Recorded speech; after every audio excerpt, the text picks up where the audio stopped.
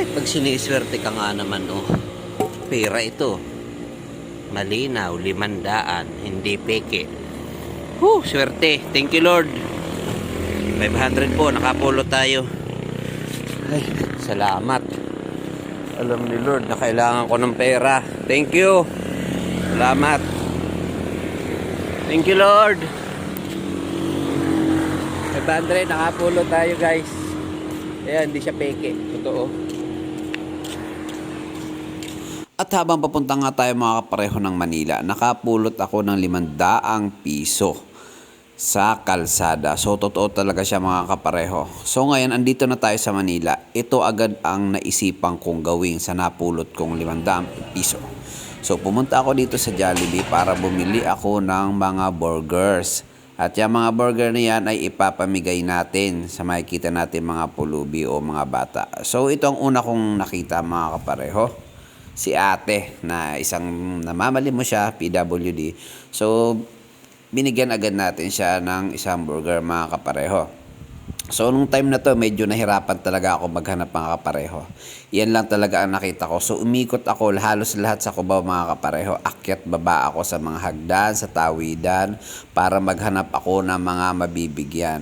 So, andyan tayo, nasa tawiran tayo. At nung pababa ako sa may Mercury, ito na naman, nakita ko na naman isang namamalimos, si kuya, na isang PW din, may kapansanan din. So, binigyan natin mga kapareho ng burger yan. Kasi para sa kanila talaga yung napulot nating pera. Dahil kaya binigay sa atin yun, dahil may purpose yun mga kapareho.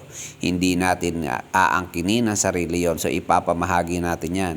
So, inikot ko talaga lahat mga kapareho yung Cubao na yan. Lakad ako ng lakad, kung saan lakad ng lakad. Pawis na pawis, basang-basa yung damit ko mga kapareho dyan.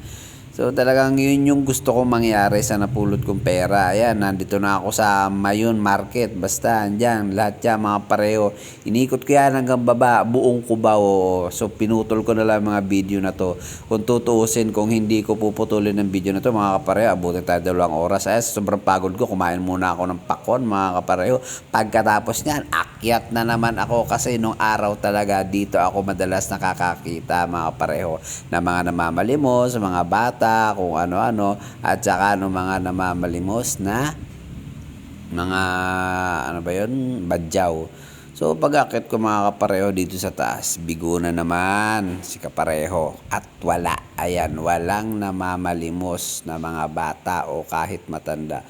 So bumaba uli ako mga kapareho dito para sa iba naman ako maghanap. Talagang sinuyod ko mga kapareho kasi pag dumupunta talaga ako ng Cubao, talagang yan ang nakikita ko dito sa Cubao. Napakaraming ganyan. Kaya yan yung naisipan ko. So, nagpahinga ako dito saglit mga kapareho. Pagkatapos niyan, lakad na naman ako.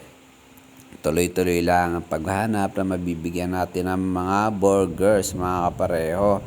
Ayan, hindi ko alam kung saan ako maghahanap. Totoo nga, kung kailan mo sila kailangan, saka sila wala. Pero pag hindi mo sila kailangan, andyan sila, nagkalat sila mga kapareho. Dahil wala na akong makita mga kapareho at napagod na rin ako kakahanap, pinamigay ko na lang yung burgers sa mga MMDA na nakikita ko na nagtatraffic sa Cubao. So yun lang mga kapareho, maraming salamat sa inyong lahat.